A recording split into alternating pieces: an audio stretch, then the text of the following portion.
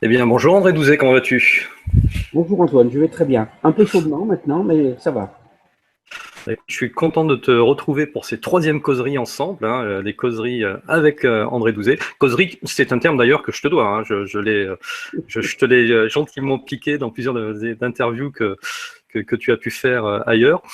Comme je trouvais que c'est un mot très, très sympathique, très poétique, voilà. Donc, aujourd'hui, dans nos causeries, on va causer du Graal. Là, c'est le grand thème mythique que tout le monde connaît, hein. Je crois qu'il n'y a personne qui peut être passé à côté de ce thème-là. Qu'est-ce que tu vas pouvoir nous dire sur le Graal? J'ai déjà vu quelques petites choses que tu as fait à droite à gauche sur le sujet. Voilà, je pense que c'est un sujet d'importance. Alors effectivement, le Graal est un sujet qui est très porteur parce que c'est quelque chose qui va nous emmener facilement et avec énormément d'intérêt de la religion jusqu'à des domaines qui s'en éloignent au maximum. On va rencontrer au fil de l'histoire du Graal des ordres religieux, des ordres militaires, des ordres initiatiques, et puis d'autres éléments parfois beaucoup plus discutables. Si nous avons le temps, nous aborderons, c'est-à-dire l'intérêt qu'a pu avoir pour ce sujet, par exemple, les SS, qui ne se sont pas privés en France de faire des recherches sur ce sujet étonnant. Donc le Graal est quelque chose pour nous qui est assez extraordinaire et je pense qu'à l'occasion, là, nous n'allons faire qu'un survol rapide. Et selon ce que tu peux décider ou ce que les lecteurs et les lectrices vont nous dire, on peut développer tel ou tel point parce que c'est une mine inépuisable. Alors, avant tout, qu'est-ce que le Graal pour commencer? On a cette image assez facile d'une coupe, d'un récipient. Certains le voient vert et taillé dans le troisième œil de Lucifer. Pourquoi pas? Alors, on va dire satanisme, hérésie. Non, parce que si je donne la parole à la religion, à l'Église, aux écrits bibliques, Lucifer n'est qu'un archange déchu. Et un archange, au départ, ça n'a rien de satanique ou d'hérétique. C'est simplement un archange qui décide de prendre le maquis, d'être franc-tireur et d'ouvrir les yeux de l'homme avec un H majuscule. C'est un peu misogyne, mais c'est comme ça.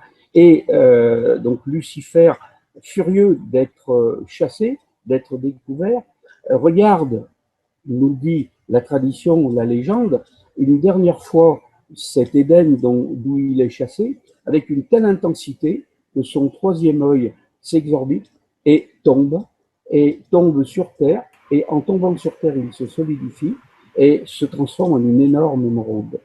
C'est dans cette énorme émeraude que pour certains, le Graal sera taillé. C'est D'accord. Mais tu intéressant. sais quoi, je ne connaissais pas. Pour le coup, c'est une légende que je ne connaissais pas, celle-ci.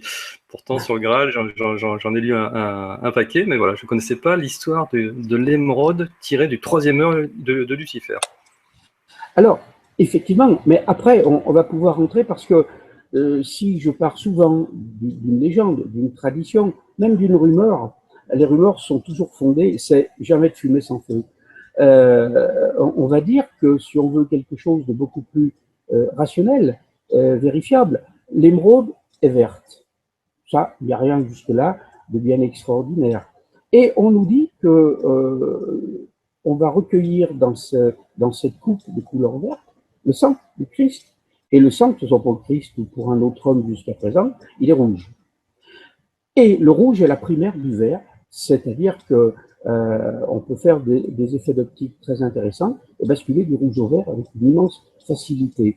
Donc, on aurait pu nous dire que le Graal sera un diamant, la pierre la plus pure, la plus dure, et celle qui se rapproche la plus du carbone, c'est-à-dire du noir, puisque c'est du carbone. Mais non, on a choisi l'émeraude. Hein. Donc ça, c'est intéressant. Et dans la liste des Graals que je vais proposer ensuite, nous allons, les internautes pourront aller vérifier sur Internet les images, d'ailleurs je vais t'en donner une, du Graal de Gênes. Bien. Alors, le Graal, si on veut reprendre son histoire au début, on va d'abord se référer à ceux qui les premiers ont écrit, et ils ont écrit sur le Graal en partant comme fil conducteur les romans de la table ronde. Parce que, en effet, La quête, d'ailleurs, la quête des chevaliers de la table ronde est une quête à la fois mystique, spirituelle, et c'est une quête de perte à peu dur. On s'entrechoque dans des duels à l'épée, à la hanse et à la masse d'armes, à longueur d'histoire. L'amour pour toi, ce sont des choses très étonnantes, mais en fin de compte, à la sortie, ces messieurs sont partis à la quête du Graal, la coupe d'immortalité. Nous allons la retrouver un petit peu en France, cette coupe d'immortalité. Alors, on va retrouver Geoffroy de Monmouth, et puis bien entendu Wolfram von Eschenbach, qui vont dresser leur roman de la table ronde, ce qui va inaugurer cet élément, et c'est toujours la quête du Graal qui va être en filigrane. C'est le fil conducteur. Alors on part, bien entendu, puisqu'on a dit qu'on partait de l'esprit et de la religion, commençons par là. Nous sommes le jour de la crucifixion, bien sûr, et on sait qu'à l'issue de la crucifixion, Longinus, le légionnaire romain, sans doute le centurion, plante sa lance dans le flanc du Christ. Bon, en somme, il l'achève. Ou pour nous, c'est autre chose. Nous en reparlerons une autre fois. Mais toujours est-il qu'il lui perce le flanc et Jésus meurt forcément. Et on voit arriver Joseph d'Arimathie qui recueille le sang et l'eau de cette blessure au flanc dans un récipient. Alors, nous sommes le vendredi saint, il n'y a pas de problème. D'ailleurs, à ce sujet, si un jour tu veux une petite discussion sur, jusque-là, nous pensons tous que la crucifixion est une histoire d'hommes et on règle ça entre hommes. Voilà, hein, comme de bons hommes, là, bien machistes. Non, Marie-Ange Thibault va nous démontrer que c'est une histoire de femmes et que tout a été orchestré pour que ce soit sous la couleur féminine. C'est très intéressant. Toujours est-il que la veille du vendredi saint, le jeudi soir, eh bien, il y a la scène. C'est le fameux repas où, pour la première fois, Jésus va pratiquer la transsubstantiation et donner du vin transformé en sang et du pain transformé en chair.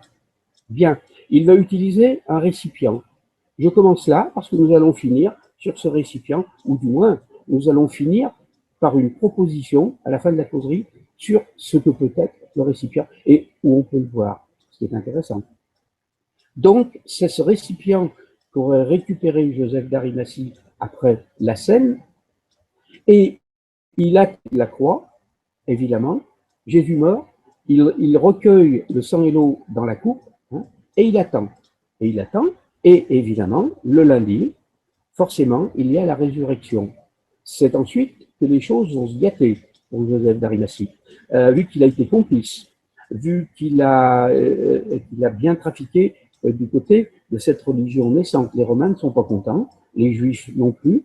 On l'emprisonne 40 ans, et pendant 40 ans, il va être alimenté, visité au fond de son cachot, où en principe il est destiné à mourir de faim, de soif et d'étiolement dans une obscurité mortelle. Il va recevoir le calice, le Graal, qui va venir près de lui. Tout d'abord, on nous dit répandre une lumière très importante dans le cachot et lui apporter cette clarté qui lui manque. Ça peut être la clarté de l'esprit, bien entendu. Et il va le nourrir de la manne, cette fameuse manne céleste qui va permettre à Moïse, lors de l'Exode, de nourrir sa tribu. Et il va le nourrir, et Joseph d'Arimathie ne va pas s'étioler. Et puis un beau jour, effectivement, le calice va effondrer les murs de la geôle de Joseph d'Arimathie, et il va pouvoir enfin s'évader. Donc le Graal est quelque chose... André, alors quand tu dis recevoir, c'est-à-dire que tu as le Graal qui apparaît dans sa prison, c'est ça? Dans sa cellule? Oui, oui. D'accord. Ça, c'est biblique comme référence ou c'est plutôt un texte apocryphe? Non. Après, bien entendu, les textes ont enjolivé cette image parce qu'elle est quand même facile à utiliser. Mais non. En fin de compte, pour la religion, le Saint-Esprit vient visiter Joseph d'Arimathie. Dieu, dans son immense mansuétude pour la souffrance de Joseph d'Arimathie, lui envoie ce calice. Maintenant, quelle forme va prendre ce calice? Là est toute la question. Mais jusque-là, tous ces éléments sont à l'origine bibliques. Il n'y a pas de fumée sans feu. Il est difficile de dire que c'est pas vrai. Sauf pour évidemment l'épisode de Lucifer où la religion n'est pas très contente qu'on dise oui, mais c'est un archange déchu. Voilà, donc jusque-là, c'est bien. Et on va voir les ténors des romans de la table ronde, les Monmouth, par exemple, et puis les Eschenbach, qui vont se régaler en nous expliquant qu'effectivement, la coupe apporte l'immortalité, la sagesse, la force, et puis évidemment l'esprit. Bien. Donc, on a cette coupe, nous avons réussi maintenant à la cerner un peu. Alors, qu'est-ce qui nous reste? Eh bien, il nous reste, nous allons commencer à avoir un choix de calice, de Graal. Et j'essaierai de le redire au fil de cette causerie, on va nous proposer des Graals. Mais c'est comme quand tu veux ouvrir une porte, on peut te donner un trousseau de clés. Et puis on te dit maintenant, débrouille-toi avec les clés. Après, tu vas essayer toutes les clés en te disant, bon, forcément, c'est des clés, mais il n'y en a qu'une. Il n'y a qu'une clé, c'est la clé. Mais après, une fois que tu as trouvé la clé, rien prouve que tu sois en face de la bonne série. Toujours est-il que nous allons avoir une série de Graals. Alors, nous avons des Graals dans différents musées. Ça va d'Amérique, Angleterre, Allemagne, Italie, France, Espagne. J'ai noté 7 Graals autour desquels on a consolidé l'origine. Voilà, hein, donc ce sont des Graals qui ont été réaménagés à partir d'une coupe sacrée, évidemment, dont on ne peut pas douter, et puis on va l'orner, on va en faire quelque chose de précieux qu'on voit maintenant dans les musées. Alors, où est-ce que je veux en venir? C'est que nous avons également, dans ces Graals, je l'ai dit tout à l'heure, nous avons celui de Gênes, qui est remarquable, parce qu'il a toujours été considéré comme celui taillé dans l'énorme émeraude de l'œil de Lucifer. Et on voit ça sur Internet, et j'ai eu le privilège, grâce à quelqu'un qui avait des relations importantes à Gênes, le privilège d'aller visiter le Graal, alors qu'à cette époque, il ne se visitait plus parce que les normes européennes interdisaient la visite. Il n'y avait pas de sens de circulation, tu repartais par où tu étais venu. Donc, c'était impossible, on ne visitait plus. Non seulement j'ai eu l'autorisation d'entrer pendant 1 heure, mais de le prendre et je suis pris en photo en train de tenir le Graal contre moi. C'était un moment formidable. Et on peut dire que le Saint-Esprit m'a visité, hélas, 3 fois hélas, Napoléon, lors de sa conquête d'Italie et de Rome, bien entendu, a entendu parler de cet énorme Graal, mais surtout, il a surtout entendu parler d'une énorme émeraude qui aurait bien sa place dans le trésor impérial. Ne serait-ce que pour financer d'autres guerres, ça fait un sacré crédit. Une émeraude qui fait 40 ou 50 cm, il est tranquille. Il peut conquérir le monde, il aura du fric. Alors, il va, lorsqu'il prend Rome, lorsqu'il prend l'Italie, il récupère, il s'approche de cet énorme récipient, et il va dire à ses scientifiques, vous en prenez un échantillon, je veux savoir si c'est de l'émeraude. Ils en prennent un sacré morceau, si émeraude il y a quand même déjà de quoi forcément bien remplir. L'ennui, c'est en prenant l'émeraude, ils vont casser un morceau de la coupe, et aujourd'hui, elle est cassée, avec un trou qui restera béant à jamais. Mais Napoléon a-t-il été puni pour avoir fait cet acte outrancier, avoir offensé la coupe? Eh oui, ce n'est que du verre de couleur vert. Néanmoins, les scientifiques vont admettre que c'est une pâte de verre extrêmement ancienne, voire de la fin de l'Antiquité. Ça arrangerait tout le monde, mais ce n'est qu'un bout de verre. Alors évidemment, la légende va s'effondrer dans un grand fracas de vaisselle et de cristallerie qui tombent par terre. Ça ne fait rien, la légende est là. Alors ensuite, nous allons avoir des coupes. Si on va sur Internet, et comme les internautes et toi-même pourront le faire à l'issue de cette vidéo. Justement, là, j'en avais quelques-unes sous les yeux de coupes. Voilà. Et alors, si tu tapes Gênes, Graal Gênes, tu vas voir cette coupe extraordinaire. Ouais, allez, on va le taper en direct. Gênes. Ce serait celle-ci, ouais. C'est celle qui est soit au début à gauche, voilà. La voilà. Alors, on voit la brisure. Hein. Alors, elle est à 6 pans, hein, voilà, donc elle est hexagonale, ce qui est très intéressant. Et puis, il y en a un morceau qui a été malheureusement, maladroitement qui n'a jamais repris sa place. Et Napoléon, déçu que ce ne soit qu'une patte de verre, aussi belle soit-elle, a dû oublier où il avait rangé l'éclat. Mais disons que restons dans cette légende parce qu'elle est formidable. Le terme Graal, d'ailleurs, en lui-même, est extrêmement populaire. Même dans l'Antiquité, le Graal signifie tout simplement à illustrer un plat qui était utilisé pour les repas dans l'aristocratie. Donc effectivement, c'est un récipient, mais il est difficile, à mon avis, d'imaginer Joseph d'Arimathie se trimballer avec une coupe aussi énorme au pied de la croix. Et ça, c'est impossible. Donc il faut rester lucide. Et nous resterons lucides à un moment. Mais nous allons voir, surtout en Espagne, on va nous proposer des coupes qui sont souvent dans des numéros, qui sont fort belles, très décorées. Alors on nous dit à l'origine, il n'y avait que la coupe minérale. Et puis l'Église a voulu mettre un écrin autour de cette coupe minérale et elle l'a ornée. On y a mis des pierres précieuses, on y a mis des pierres fines, oui, c'est vrai. Mais en réalité, je dis, qu'est-ce que c'est que ces Graals? Alors bien entendu, la dévotion populaire va aller adorer un Graal. Et ils n'iront jamais plus loin. Et il y a eu Indiana Jones, la dernière croisade. Et la réflexion était bien. Autant le reste est un film d'aventure qui m'a émerveillé, mais on se laisse porter, c'est l'aventure. C'est Indiana Jones dans toute sa splendeur. Néanmoins, si forcément tu as vu le film, à la fin, Indiana Jones arrive enfin à l'endroit où se trouve le Graal. Il y a là un très vieux templier qui attend celui qui va prendre la relève, et il le trouve, il dit que pour aussi vieux qu'il soit, il se porte pas si mal que ça. C'est que le Graal est la coupe d'immortalité. Et nous allons la retrouver en d'autres endroits. Et il lui dit, choisis, voilà, tous les Graals sont là, choisis celui qui te semble être le Graal. Et Indiana Jones, on nous montre dans le film, voit des coupes tout aussi belles, fabuleuses les unes que les autres.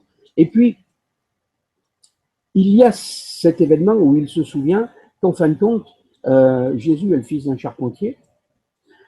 Il est d'origine modeste, peu importe ce qu'on va nous dire sur ses généalogies, sur ses origines peut-être royales, on s'en fiche. Et il va bien choisir, car s'il choisit mal, évidemment, ça va être le siège périlleux des romans de la table ronde, le sol va s'ouvrir et l'engouffrer. Il voit parmi toutes les coupes une coupe modeste, il la prend, et effectivement, c'est le Graal. On la voit là, on voit Indiana Jones avec l'intérieur qui est doré, et je te montrerai, et puis c'est toi qui décideras s'il y a lieu après ça. Oui, cette image est importante pour moi, parce qu'on voit Indiana Jones tenir à la main une coupe modeste, et on voit qu'à l'intérieur, elle est dorée. Ouais. Et lorsque tu viendras, nous te ferons voir un film qui a été fait, qui n'a jamais été produit. On verra ce qu'on en fera un jour ou l'autre, et tu verras cette étrange image qu'on va proposer. Donc effectivement, le Graal pour moi est quelque chose de modeste, sans oublier, à la fin, de dire que le Graal peut être spirituel et non pas matériel.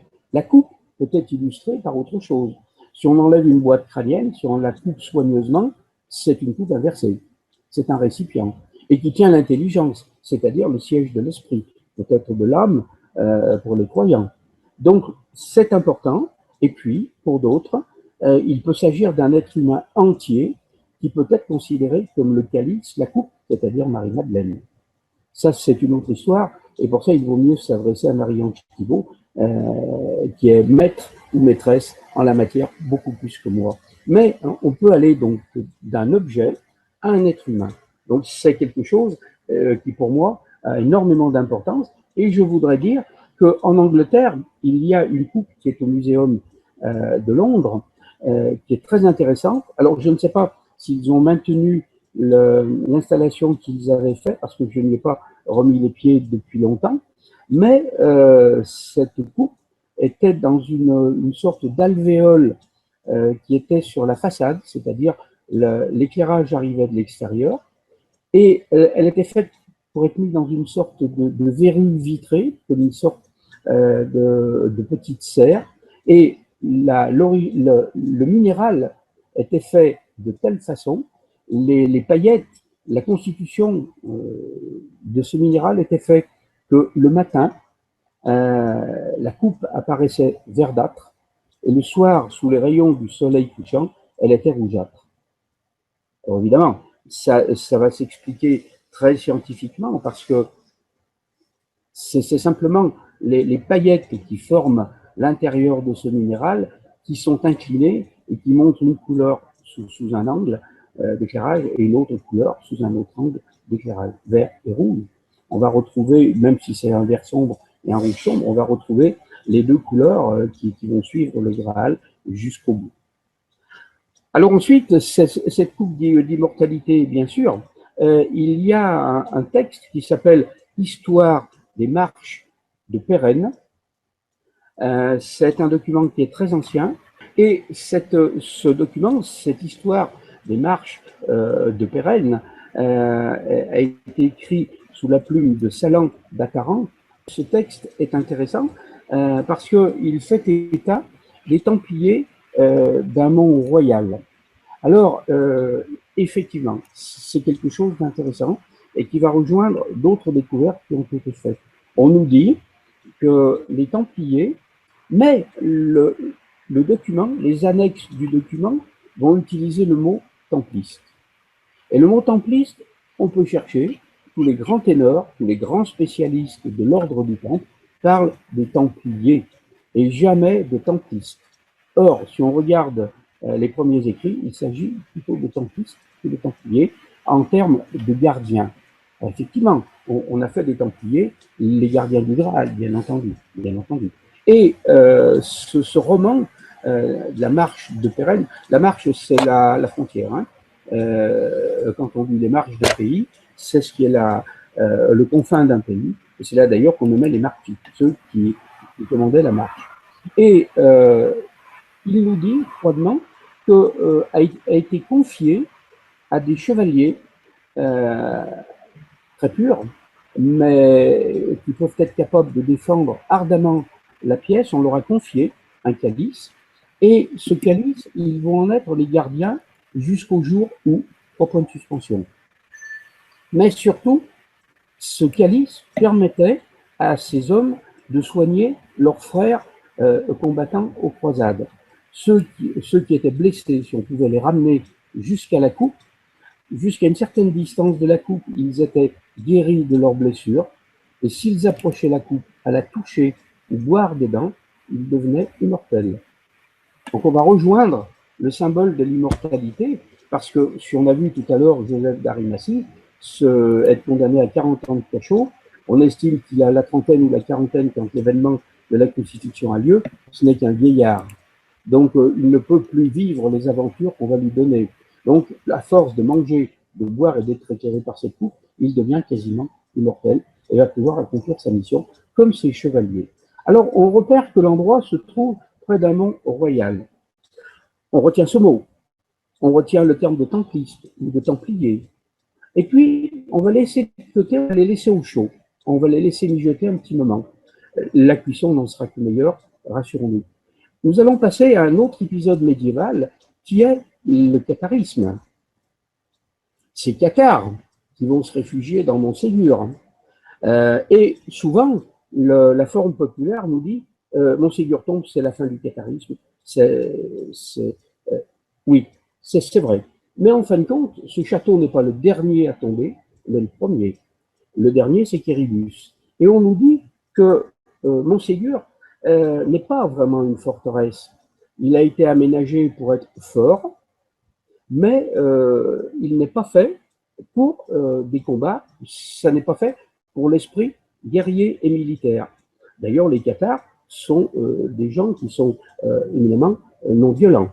Ils ne lèvent jamais la main et ils préfèrent mourir que de se défendre ou de faire du mal à un autre être humain. Et ils vont se réfugier dans Montségur. L'épisode, c'est pas la peine qu'on les reprenne ici, on va pour 3 heures, et les internautes vont pouvoir trouver tous ces événements, soit sur notre site, soit sur d'autres sites fort bien documentés, et sans doute mieux que pour une autre, où ils vont retrouver tout cet événement, effectivement, et on nous dit, on commence là déjà à se dire, Et si le trésor des Cathares était un Graal? C'est une légende, forcément, mais elle a été entretenue depuis ce siège, depuis cette histoire. Ça a été très très bien entretenu, et n'en doutons pas, c'est le Graal qui est à l'intérieur. Alors, évidemment, Montségur va tomber. Un jour, si tu le souhaites, on peut faire toute une causerie sur la chute de Montségur ou sur le catharisme. Il tombe, parce que quand même, la garnison va tenir la dragée haute aux hommes de Montfort pendant des mois et des mois, pratiquement un siège qui va durer 1 an. Et le château ne va tomber que par trahison, parce qu'on va pouvoir installer une pierrière à proximité et on va bombarder le château jour et nuit jusqu'à la reddition. L'épisode guerrier est une chose. On sait que les Cathares obtiendront, c'est fabuleux, de l'Inquisition, c'est-à-dire leur pire ennemi, une condition. Ils vont pouvoir demander à rester dans le château encore quelques jours pour célébrer une fête, la leur. Comment peut-on imaginer que l'Inquisition accepte cette dernière faveur? L'Inquisition n'a jamais fait, si vous avez une dernière volonté, allez-y, un steak frites, une clope, un verre de rhum. Non. Ils acceptent les conditions, et on sait que la nuit précédant le moment où tout le monde va aller au bûcher, 3 hommes vont s'échapper de Montségur avec le trésor des Cathares. Alors par trésor, je reste extrêmement prudent. J'entends par trésor ce qu'on va trouver dans tous les chefs-lieux de canton en France, c'est-à-dire la trésorerie. L'endroit, trésorerie, ça veut dire trésor, mais le trésor qui est indispensable à la vie d'une communauté. On va dire aux gens, il faut payer votre éco, mais en échange, on va redistribuer une partie du gâteau, et c'est ça la trésorerie. Alors je me demande, d'ailleurs, quand on a quand même un état de ce trésor, il y a des valeurs, il y a des bijoux, il y a des pièces de monnaie. Les Cathares avaient besoin d'une trésorerie pour vivre, ne serait-ce aussi que pour entretenir la garnison. Les guerriers, il faut les nourrir, il faut acheter de l'armement, des pansements. Donc, on évacue ce trésor. Ouais, et là, quand on regarde les photos de Montségur, quand on voit comment c'est perché comme ça en haut de la montagne, etc., si on imagine tout en bas, tout autour des garnisons d'hommes en train d'assiéger et tout, on a du mal à se dire, sauf s'ils sont creusés et en profondeur, etc., on a du mal à se dire, ils vont sortir avec des sacs de pièces d'or sur le dos. Oui. Alors là, l'image que tu montres est bien parce qu'on voit à droite le prolongement de l'éperon rocheux. De l'autre côté, il y a le donjon. Donc là, ça n'est pas praticable. Et c'est là que, par trahison, les soldats de Montfort vont pouvoir installer une pierrière, une catapulte qui va lancer un boulet. Et on voit les boulets sur des photographies, c'est énorme. Ça fait pratiquement 100 kilos, plus de 100 kilos, qui arrivent pratiquement toutes les demi-heures, jour et nuit, et qui vont faire que la situation est intenable et le château va se rendre. Alors, effectivement, mais s'il y a des grottes dessous, ce que les géologues, les historiens, les archéologues ne veulent surtout pas entendre parler, mais nous en avons des photographies, nous en avons visité 2, je vais les citer, la grotte du Vieux Fusil et la grotte du Tambour. Non pas que les Cathares jouaient de la musique et tapaient sur un tambour, mais pour d'autres raisons. Et il y a des grottes. Donc quand on dit il n'y a pas de grottes, toutes ces histoires sont des fantasmes. Non, les grottes, on les connaît. Enfin, les chasseurs, les braconniers et quelques personnes savent où elles sont. Mais tu es en train de dire qu'il y a au moins 2 grottes sous le château de Montségur. Oui, oui, aux alentours immédiats. Et on sait maintenant, c'est quelque chose qui est reconnu par les historiens et tout le monde, qu'au début du siège, on vit, pas normalement, mais on vit relativement tranquillement sur le Piton, à tel point que les gens vivent autour du château, ont installé des cabanes. Hein, et c'est au fur et à mesure que l'étau va se resserrer, et surtout à la fin, l'assaut, lorsque les soldats de Montfort vont s'approcher trop près, que tout le monde va rentrer dans le château, et que là, ça va être le massacre. Les boulets vont tomber, les gens sont rassemblés dans la cour, il suffit de faire tomber d'énormes boulets de roche à l'intérieur, et c'est une hécatombe. Bien, mais on nous dit effectivement que les hommes qui vont fuient par la falaise. Ils descendent au bout de corde, et certains ont dit que le matin, lorsqu'ils ont vu le cheminement qu'ils ont pris, s'ils l'avaient vu, jamais ils n'auraient tenté l'aventure. En effet, quand on va visiter Montségur, on regarde la pique du donjon, c'est une aventure absolument incroyable à l'époque, sans python, sans matériel d'escalade. Et c'est ces 3 hommes qui vont emporter sur leur dos, dans des sacs, le trésor. C'est certain. Alors, on dit, oui, mais le château était assiégé, était encerclé. Oui, mais la reddition avait eu lieu. On se disait, c'est fini. Hein, demain, on va les griller, ils attendent de descendre, et ça va être vite fait. Donc, on n'a plus lieu d'être aussi attentif à ce qui se passe autour. Et puis, 3 hommes, quand on voit la végétation qui est autour de Montségur, 3 hommes avec des chaussures en tissu ou en peau ne font pas de bruit, on ne les entendra pas. Si on entend quelque chose, ce sont des sangliers, n'en doutons pas. On ne va pas s'intéresser à ces hommes. Et ils vont allumer le soir même de leur évasion un bûcher sur la montagne qui est en face, non pas pour y brûler quelqu'un, mais simplement pour montrer qu'ils ont réussi et qu'ils sont sur le chemin qu'on leur a donné pour aller déposer leur précieux trésor. L'imagination va faire qu'à partir de là, forcément, un des 3 hommes était chargé du Graal. Cependant, Voilà, c'est pour ça que je disais tout à l'heure, on imaginait mal 3 hommes avec des trésors de pièces d'or, etc. Pouvoir se faufiler comme ça et sortir d'un siège. Donc si vraiment ils avaient sorti un trésor, ce serait peut-être plus un trésor de haute importance, le plus grand trésor des Cathares, donc le Graal. Pourquoi pas? Ou peut-être des écrits, ou peut-être quelque chose. Le Graal est une relique, hein, en soi. Il y a contenant et contenu, les deux y sont. Donc il y a quelque chose d'extraordinaire, avec cet aspect ambigu, si on veut accepter la forme luciférienne. Les Cathares ne pensaient pas que Dieu soit bon, mais que Dieu soit mauvais, et que forcément il leur fallait forcer la suite pour eux devenir bons, les bons hommes, hein, comme ils voulaient se prénommer, se surnommer. Et donc, le trésor échappe. Mais supposons un instant que ce soit vraiment le Graal. L'Inquisition n'aurait pas fait de cadeaux. Ils auraient dit, vous nous cassez les pieds, vous nous donnez ça, de toute façon, on va rentrer et on va hacher menu tout le monde. Hein, vous n'aurez pas de répit de 3 ou 4 jours pour faire votre petite cérémonie à la casserole, et vous nous donnez ça, et on n'en parle plus. On imagine également les soldats de Montfort. S'il s'agit d'une énorme émeraude, ça va activer les cupidités. On va se dire, on verra bien le partage après, pour le moment, à moi la galette. Donc, il faut rester lucide, qu'il y a eu un trésor, qu'il y a eu ce qu'on peut appeler un Graal, pourquoi pas? Pourquoi pas? Et ça me plaît. Mais je n'ai pas de preuves, pas plus que les autres qui vont l'affirmer. Donc, je reste prudent. On va revenir à ce que j'ai dit. Un Graal ou le Graal? Là est la question, hein, un petit peu comme disait M. Shakespeare. Mais après, on va suivre ces 3 hommes qui vont évacuer. Et on nous dit qu'ils vont se diriger en direction de la région du Sabartès, vers les Pyrénées, dans ces endroits où on disparaît facilement, où les troupes royales ont des difficultés à vous suivre, surtout si vous êtes 1, 2 ou 3. 3 hommes disparaissent facilement dans les Pyrénées. Hein. Les résistants en ont su quelque chose.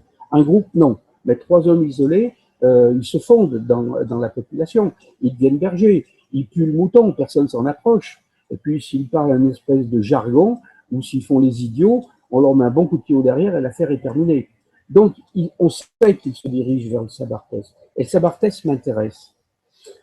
Rappelle-toi, rappelons-nous ce que j'ai dit tout à l'heure, on a mis au chaud l'histoire des Templiers et des Templistes et d'un Graal.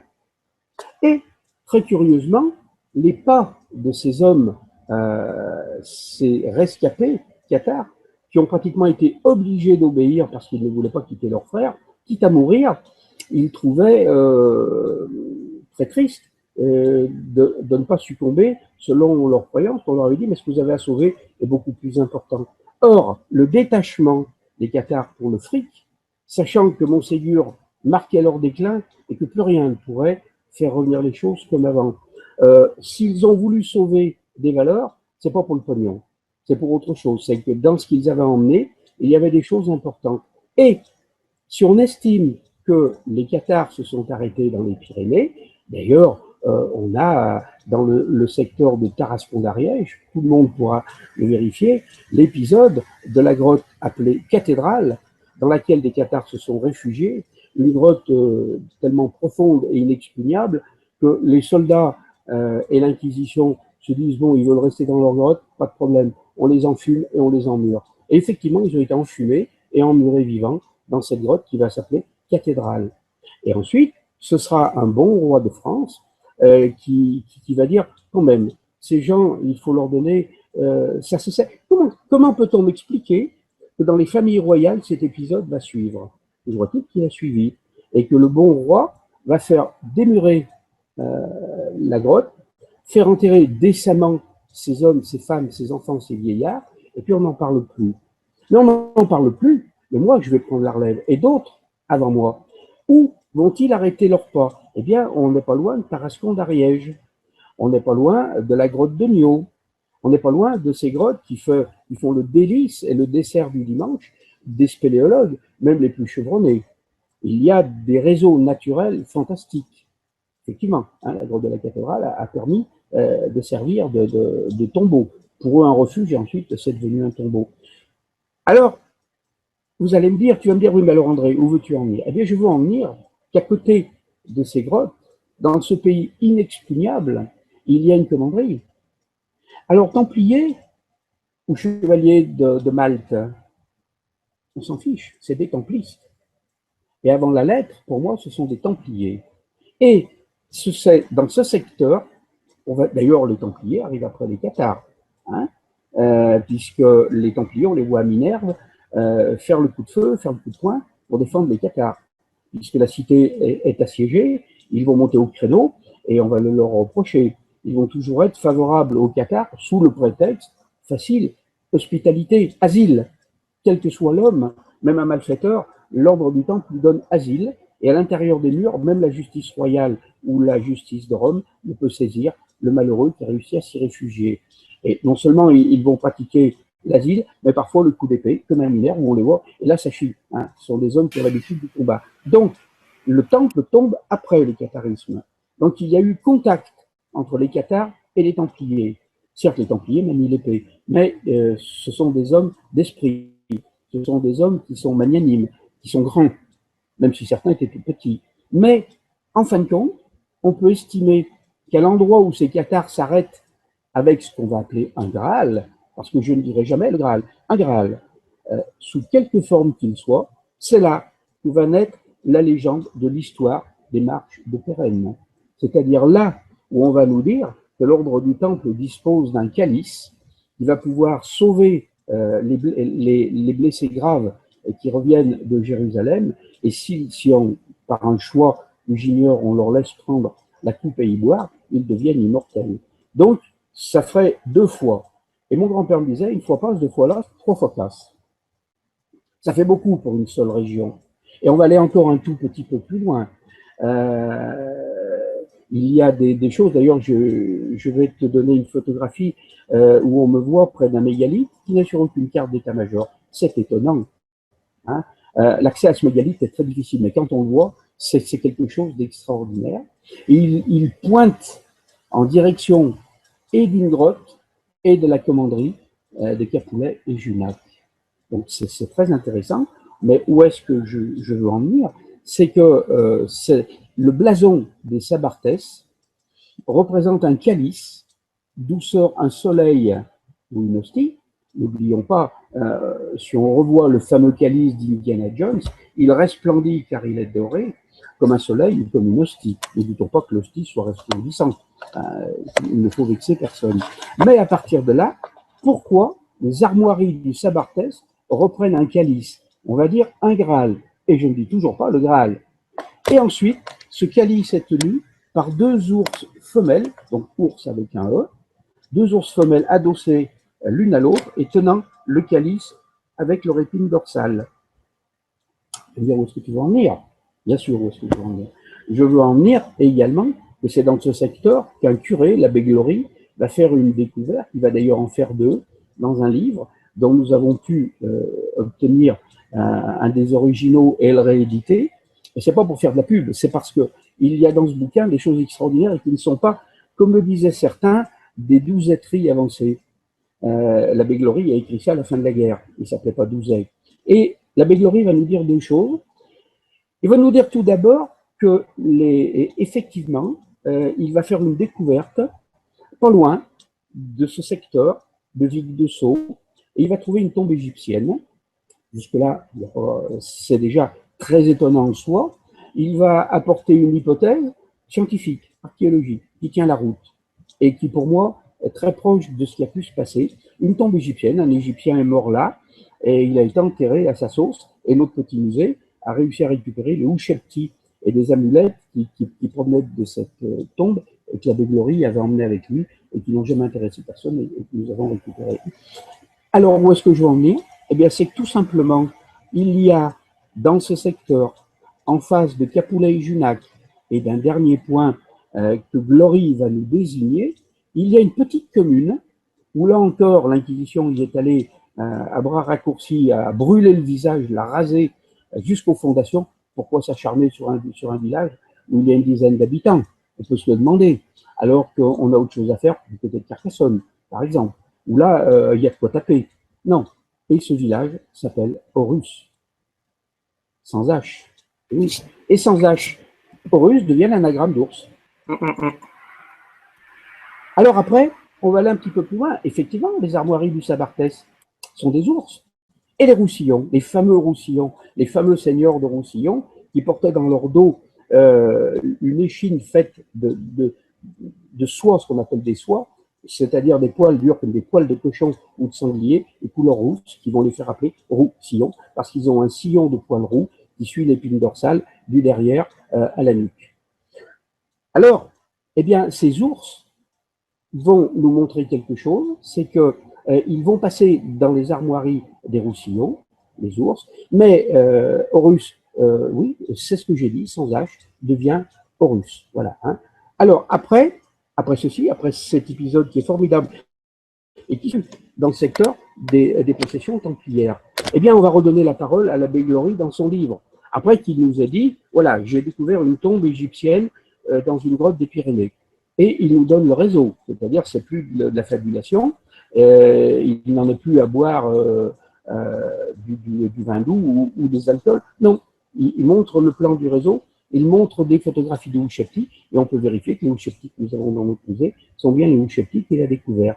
Mais je vais plus loin, ou du moins, Glory va plus loin. Et à ce moment-là, il ne se doute pas de ce qui peut éventuellement déclencher et qu'il ne déclenchera pas, parce que les gens s'en foutent d'abord, et ensuite, le livre de l'abbé Glory, à part nous, personne ne l'a trouvé. Et il nous dit, dans son livre, et alors là, on l'a, hein, donc on peut bien prouver que c'est vrai, il nous dit, dans une grotte, je contemple le Graal. Et à Vic-de-Sceaux, au Mont Réal, le fameux Mont Royal de l'histoire des marches de Pérenne, il nous dit, voilà, dans une grotte, je contemple le Graal. Vic-de-Sceaux, la grotte du Graal, et là, on contemple une peinture au fond, et pour l'abbé Glory, qui est un curé néanmoins. Pourquoi ce curé va nous dire? C'est le Graal. Et il explique pourquoi. Et effectivement, il y a des choses très importantes, et malheureusement, ça s'est su, et il y a eu, comme il y en aura toujours, des gens, et là le mot, si ces gens s'identifient, je n'hésite pas à le dire, des crétins, il n'y a pas d'autre mot, pour aller mettre Jojo et Mimi sur ces peintures, y mettre des graffitis, des petits cœurs percés de flèches, ou des conneries comme on en voit d'habitude, mais sur une peinture qui date sans doute du Moyen-Âge, c'est bien dommage, on y a mis une grille, il est un peu tard maintenant. Mais on va aller plus loin. Tout à l'heure, j'ai dit que ceci avait développé l'intérêt de beaucoup de chercheurs. Et on va trouver, pendant la guerre, effectivement, on va retrouver par plusieurs fois des officiers SS qui n'ont pas une fonction guerrière au sens où on l'entend, ils n'ont pas une fonction destructrice d'une façon militaire, ils ont le titre d'archéologue et ils vont faire des recherches. Nous avons le fameux Autoran, hein, qui va passer son temps à rechercher le Graal dans les Pyrénées, du côté de Montségur et ailleurs. Il n'y a pas de souci, on le sait. On a des photographies d'ailleurs sur Internet où on le voit dans les grottes. Et il ne se déplace pas en costume SS, parce que là, il n'aurait pas fait long feu. 3 ou 4 heures après, on le trouvait suicidé dans un coin. Non, il est en civil, il est habillé en randonneur. On sait qu'il va payer toujours son hébergement, sa nourriture, se montrer extrêmement poli. Il pratique un français impeccable. Il est poli, on va le laisser faire, on le prend pour quelqu'un qui est un peu fêlé, et il va faire des recherches, effectivement, sur un Graal dans les Pyrénées et du côté de Montségur. Évidemment, on peut dire, ouais, mais les nazis en avaient pris un coup sur le casque à pointe. Ils voyaient effectivement le symbolisme du Graal mis à la disposition, et pour la plus grande gloire, du Führer et de l'Allemagne nazie. C'est possible, mais derrière, est-ce qu'ils avaient le temps de gaspiller des chercheurs des sommes incroyables dans quelque chose qui n'était qu'un mythe? On les voit d'ailleurs récupérer la lance. Hein, et puis après, évidemment, si après la lance, ils avaient récupéré le calice, l'affaire était classée. Enfin, pas classée, mais on pouvait effectivement envisager quelque chose d'extraordinaire. Donc, dans ces coins, effectivement, il y a eu une recherche qui n'est pas discutable. C'est certain, il y a eu quelque chose qui a dépassé l'entendement, et effectivement, je reste persuadé que les Cathares ont eu une information, qu'ils n'ont pas pu l'inventer, donc elle remonte à beaucoup plus loin. Les Templiers, devenant templistes en certaines circonstances, comme les nazis peuvent devenir archéologues dans d'autres, eh bien, il y a eu une succession. On a couru protéger un Graal, et à mon avis, c'est peut-être, au lieu de supposer qu'on ait des Graals et qu'on se soit fait leurrer, à chaque fois, chaque pays a dit, bah, vous allez voir, dans le musée, nous avons le Graal. On va voir, c'est très beau. Mais ils n'ont pas la pudeur ou la prudence de dire, voilà, on vous propose un Graal. Hein, est-ce que c'est le bon, est-ce que c'est pas le bon? On ne sait pas. Et, en fin de compte, j'imagine, mais ce n'est qu'une hypothèse tellement fragile que je la prononce du bout des lèvres et qu'elle est facile à démonter, à mon avis, et si cette quantité de Graal dispersée sur toute l'Europe, dont un en Amérique, donc on n'est plus en Europe, était, en fin de compte, des arbres destinés à cacher une forêt. C'est-à-dire tout le monde, le Graal, ah ben le Graal, il est à Gênes, le Graal, il est à Londres, le Graal, il est en Espagne, n'en doutons pas. Non, on n'en doute pas. Et s'il était ailleurs? Et si c'était un autre Graal? Et si c'était le Graal? Alors, évidemment, mon grand-père me disait, le dire c'est bien, le prouver c'est mieux. Et Antoine, je pense qu'à un moment ou à un autre, tu m'aurais dit, André, après avoir raconté tout ça, il serait bon maintenant que tu mettes de l'ordre dans tes propos et que tu nous apportes des éléments un petit peu plus sérieux, que diable. Hein? Eh bien oui, bien sûr. Et presque, si j'osais, je terminerais sur cette image en disant, mais qui même me suit, et me suit et sur le terrain, et sur Miasme, bien entendu, qui est un terrain de prospection aussi digne que celui de la pelle et la pioche, mais avec beaucoup moins d'emmerdement avec la gendarmerie nationale. Et j'y arrive. Voyons voir, si on reprend ce qu'on a dit au début, la scène qui a lieu le jeudi soir, la crucifixion qui a lieu le vendredi, Joseph d'Arimathie, dont on n'entend pas parler le jeudi, et ni même les jours précédents. Il n'a pas tortillé, il suit ces gens. Il les suit, puisqu'il sait que le récipient qui était utilisé va devenir quelque chose d'important. Il le prend. Comment l'a-t-il pris? On l'a laissé prendre ou on le lui a donné. Ensuite, le lendemain, au moment de la crucifixion, il est là et il recueille, il se met sous la croix et recueille le sang et l'eau qui coulent des plaies. Très bien, parfait. Jusque-là, c'est de l'adoration poussée à un point extrême, comme peut-être chacun d'entre nous l'aurait fait, peu importe. Mais à partir de là, ce n'est plus une coupe quelconque, c'est le Graal. Alors ce Graal, eh bien, Dieu va le lui envoyer. On a vu tout à l'heure l'épisode du cachot. Il va le lui envoyer en lui disant, on va pas te laisser tomber, Jojo. T'as trop fait pour nous, voilà. Et il lui file la nourriture, la clarté et le Graal. Mais après, Joseph d'Arimathie va rentrer dans la tradition, dans le mythe, dans l'histoire par la grande porte. On va voir de partout le dépôt du Graal, Glastonbury, pour ne citer que celui-ci, où on va même nous montrer la tombe du roi Arthur dans le puits, et un puits à côté, et puis forcément, c'est l'endroit où le Graal a fini son chemin. Ben oui, bien sûr, à 90 ans, Joseph d'Arimathie pouvait faire des voyages aussi importants, se promener par Mons et par Vaux pour aller déposer ça à Glastonbury. La légende est extraordinaire, les récits sur Glastonbury aussi. Mais il ne faut pas oublier que nous avons quand même les mêmes chez nous en Bretagne, vers Brocéliande, hein, avec l'église, la chapelle du Graal, tout à côté, etc., etc. C'est très bien. Glastonbury, je n'y suis pas allé. Mais en Bretagne, oui, j'y suis allé voir ce qu'un curé avait mis, encore un curé avec un vitrail. Et là, le curé ne va pas te le bout de la cuillère, le Graal, c'est une coupe. Et c'est la coupe, effectivement, qui a recueilli le sang et l'eau des plaies de Jésus. Alors, où est-ce que je vais en venir? Bien sûr que je fais durer le plaisir. Mais tu sais, et mes antagonistes et mes protagonistes le savent tout autant que toi, nous avons fait une recherche sur Périlos. Périlos. Et si on reprend les vieux écrits des romans de la table ronde, Wolfram von Eschenbach nous explique qu'un siècle après la crucifixion, on va remettre à un chevalier. Est-ce que le titre de chevalier existait à cette époque? Ça m'étonnerait. En tout cas, un homme digne, propre dans sa tête. Peut-être en père tape dur, mais il est propre dans sa tête. Et on va lui confier un Graal. Et on va lui dire maintenant, il faut que tu en prennes soin. Et on va suivre avec Wolfram von Eschenbach l'itinéraire. Et ce chevalier ne va pas aller à Glastonbury, il ne va pas aller ailleurs puisqu'il l'a, le Graal. Il n'a pas à aller le chercher n'importe où, il l'a. Et il va aller sur les marches des Pyrénées. Et si on regarde bien où ce personnage s'arrête, on est sur les territoires catalans de cette époque, c'est-à-dire on est sur ce qui va devenir le territoire de Périlos. Bien sûr, on peut dire que j'arrange la situation. Bien sûr que les mots de cette époque qui sont mythiques, romanesques, on peut les adapter. Voir un château sur un piton, mais il y en a des milliers en France. C'est pas pour autant qu'ils ont tous un Graal.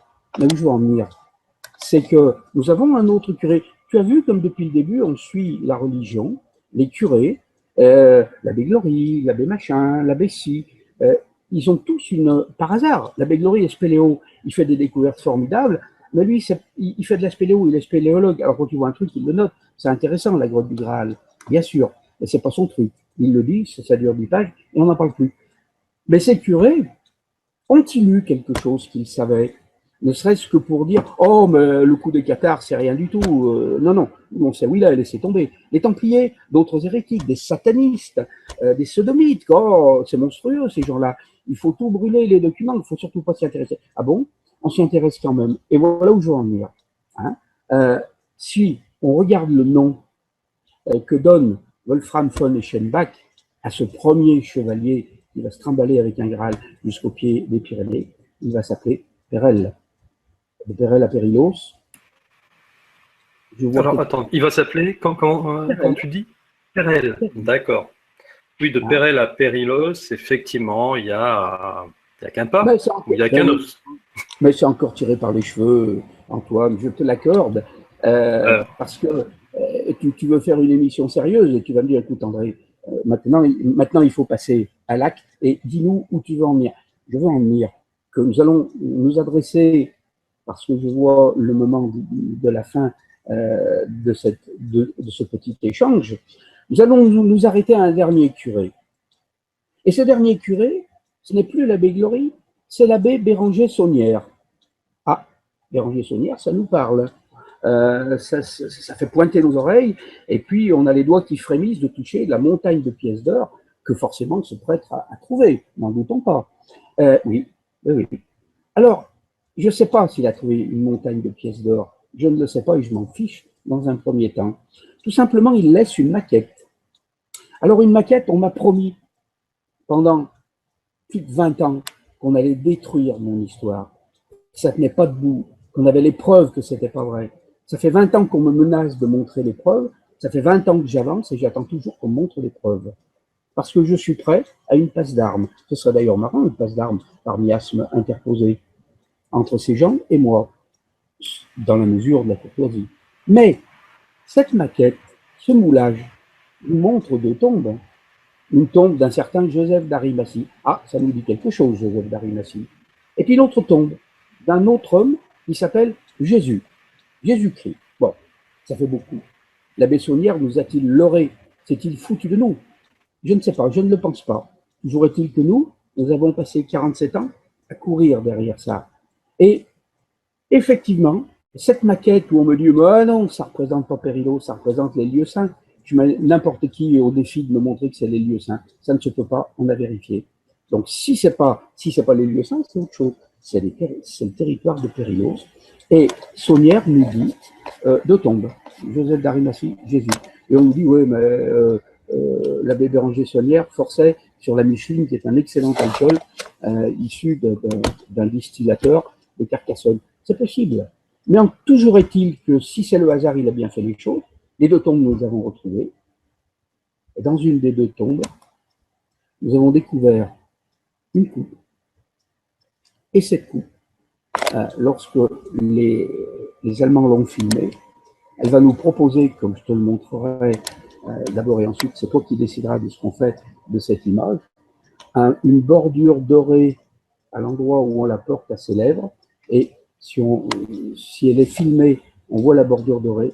Et si elle n'est pas filmée, ce n'est que de la terre cuite. Cette coupe, encore une fois, je ne dirais pas que c'est le Graal. Mais qu'est-ce qu'elle fait dans le tombeau de Joseph d'Arimathie? On se le demande. Est-ce que Joseph d'Arimathie avait dit, mettez-moi donc une coupe avec un peu de vin de Rivesaltes, comme ça, dans la mort, j'irai boire un petit coup de temps en temps? Je ne pense pas. Parce qu'elle a été expertisée 2000 ans. Ça fait encore un point. Et si on rejoint l'hypothèse de la dernière croisade et d'Indiana Jones, cette coupe est en terre cuite. Elle n'est pas en métal précieux. Elle n'a pas de gros bijoux, de grosses pierres, d'orfèvrerie fantastique autour. Et voyons voir aussi maintenant, nous allons faire appel non plus à un curé, non plus à un historien, mais à quelqu'un qui s'est approché très près de la crucifixion, un certain Romain qui était procurateur, et c'était effectivement Ponce Pilate. Ponce Pilate écrit un évangile. On est très étonné que M. Ponce Pilate écrive un évangile pour aller dans le sens de Jésus. Il aurait pu lui éviter pas mal de souffrances, ça aurait été plus intéressant. Il écrit un évangile qui se lit très vite, il y a quelques pages, et surtout il reprend la scène. Et il nous dit, mais c'était des pauvres, c'était des gens du peuple. Et le fameux Jésus, eh bien, tout simplement, c'était un fils de charpentier. Et il va prendre sur la table une coupe en terre cuite, tout ce qu'il y a de plus simple. Et c'est avec cette coupe qu'il va célébrer la scène. Mais nous allons t'envoyer dans l'heure qui suit, il faudra une heure parce qu'il faut démonter les vitrines, nous allons t'envoyer une photographie de la coupe que nous avons trouvée dans la tombe numéro 2, hein, et qui est une coupe en terre cuite. Et c'est ce que je te dis. J'ai retenu l'image d'Indiana Jones buvant dans une coupe qui est également en terre, mais dorée à l'intérieur. Et tu vas voir l'image qui a été prise par les Allemands et qui les a stupéfaits. Parce qu'on voit ça sur une prise de vue faite par une mécanique et l'œil humain ne le capte pas. Alors je ne dis pas que c'est le Graal et je ne le dirai jamais. Mais on a quand même la curiosité de voir un abbé Saunière faire une maquette dont on m'a dit que c'était absolument impossible. Au départ, on m'a même dit que c'était moi qui l'avais fabriqué, jusqu'au jour où il y a des gens qui étaient brocanteurs ou antiquaires qui ont dit, bon, peut-être que nous a forcé, mais il n'empêche que ce truc-là est ancien. Et il n'a pas pu le fabriquer. Alors, moi j'ai quand même une question, André. Parce que j'ai noté que depuis le début, effectivement, tu insistes bien sur le terme un Graal et pas le Graal. Mais j'ai l'impression que ce terme un Graal, tu l'emploies pas de façon, on va dire, pour pas indiquer que c'est the Graal, mais plus au niveau numérique, et je m'explique. Imagine que moi je sois, il y a 2000 ans, parmi les 12 à avoir fait la scène, je vois ensuite mon Christ se faire crucifier, il y en a un qui récupère donc le sang et l'eau dans une coupe, on va dire, un récipient. Qu'est-ce qui donne finalement cette qualification de Graal? C'est le fait que le récipient ait recueilli le sang du Christ, et pas autre chose. Ça aurait été une bassine en zinc, ça aurait été la sainte bassine en zinc. Oui. Hein? Sur le principe, c'est exactement ça. Voilà. Simplement que le terme Graal, pour ceux qui voudront chercher un peu et gratter sur l'étymologie, jusqu'en Savoie, jusque dans les pays de Savoie de France, et dans certaines descriptions, un Graal, c'est un récipient, c'est un plat. C'est un plat qui sert les jours de fête ou pour des repas exceptionnels, surtout dans l'aristocratie, et qui sert à servir à table les aliments. Alors évidemment, mais en fin de compte, la scène n'est-elle pas le service d'un aliment? un service d'un aliment qui va être spirituel et qui va permettre à l'esprit et à l'imaginaire de l'être humain qui va l'absorber de passer du vin au sang et du pain à la chair, l'inverse. Hein, et à ce moment-là, le plat peut effectivement faire le lien avec le Graal, c'est-à-dire ce lien entre, en fin de compte, c'est la transsubstantiation, c'est la preuve de la substantiation. Voilà. Donc pour moi, effectivement, je suis rassuré de voir un récipient modeste, comme d'ailleurs le dit Ponce Pilate, mais effectivement, il aurait été en zinc, ça aurait pu être, je sais pas moi, une louche, une cuillère à café, on était bon. C'était la sainte cuillère à café. Et donc c'est là où je veux en venir. Finalement, je me retrouve avec mes frères apôtres.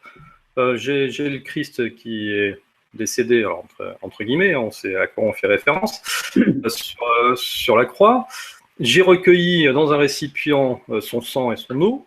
Qu'est-ce qui m'empêche de dire à mes autres frères, tendez votre coupe et on va partager, comme d'ailleurs ils avaient fait la veille, ce sang et cette eau. Finalement, créer, à partir du moment où ils reçoivent dans leur propre réceptacle le sang et l'eau du Christ, finalement, on en fait, tu vois, ils sont 12, pourquoi est-ce qu'il n'y aurait pas 12 Graal quelque part?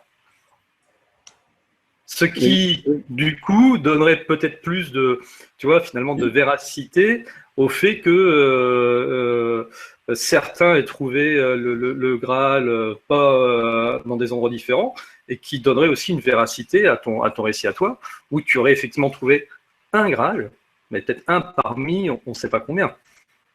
Authentiques tous. Ah oui, absolument. Ah mais j'accepte, j'ai toujours accepté, d'ailleurs j'ai toujours dit, c'est mon hypothèse.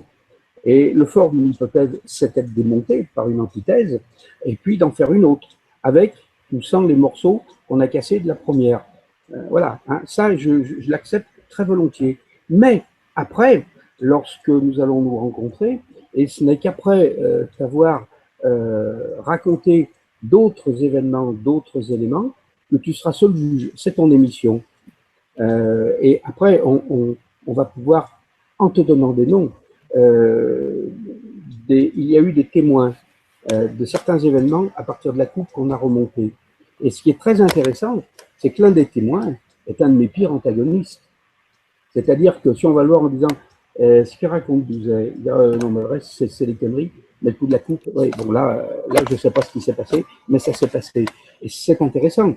Donc, le reste, toutes les autres coupes, que ce soit Gênes, que ce soit en Espagne, que ce soit en Belgique, que ce soit en Angleterre ou en Amérique, on n'a jamais eu d'événement à la suite de la manipulation de cette coupe. Celle qu'on a, et d'ailleurs à un moment, nous avons vite donné un coup de frein brutal en disant ça suffit.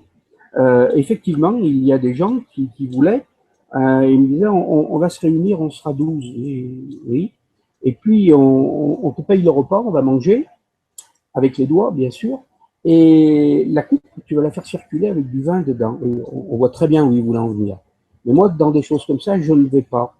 Non pas par fanatisme, mais on m'a suffisamment ridiculisé. Et c'est vrai qu'arrivé à certains moments, le ridicule fait mal.